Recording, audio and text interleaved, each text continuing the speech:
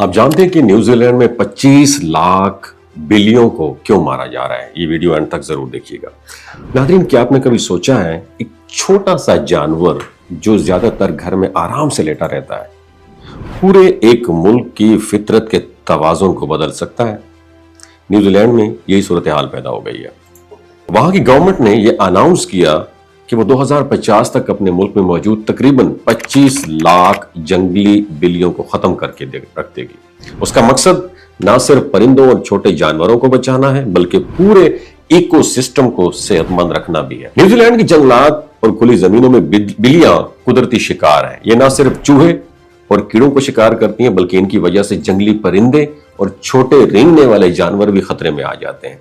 और हुकूमत का कहना है कि इन जंगली बिल्लियों की मौजूदगी के बायस मुतअद्दिद मुकामी परिंदे और कीड़े नायाब होते जा रहे हैं और कई नस्लें मादूम होने के करीब हैं। दिलचस्प बात यह है कि न्यूजीलैंड में कई परिंदे ऐसे हैं जो दुनिया के किसी और हिस्से में मौजूद ही नहीं है और उनकी सर्वाइवल का डिपेंड मुकम्मल तौर पर मकामी इकोसिस्टम पर है।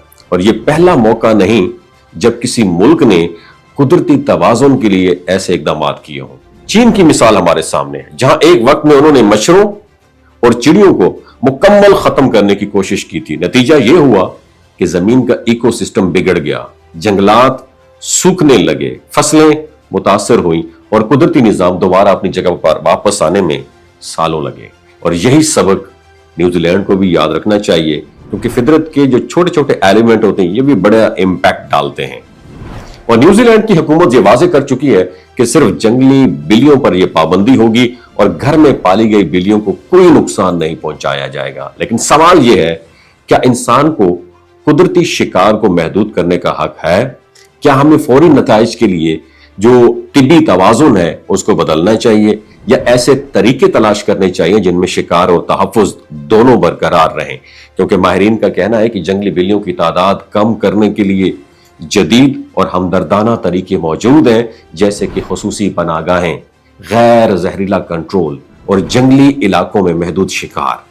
ये तरीके न सिर्फ परिंदों और दीगर छोटे जानवरों को बचा सकते हैं बल्कि बिल्लियों की नस्ल को भी इंसानी हमदर्दी के दायरे में रख सकते हैं। और आखिर में ये जो मामला है सिर्फ न्यूजीलैंड तक महदूद नहीं, दुनिया के दीगर ममालिक भी फितरत और इंसानी मदाखलत के दरमियान तवाज़ुन कायम रखने की कोशिशें कर रहे हैं। द क्वेश्चन इज दैट हम इस तवाज़ुन को समझने और संभालने में किस हद तक कामयाब हो पाएंगे या नहीं हो पाएंगे। नीचे कमेंट सेक्शन में अपना एक्सपीरियंस जरूर शेयर कीजिएगा।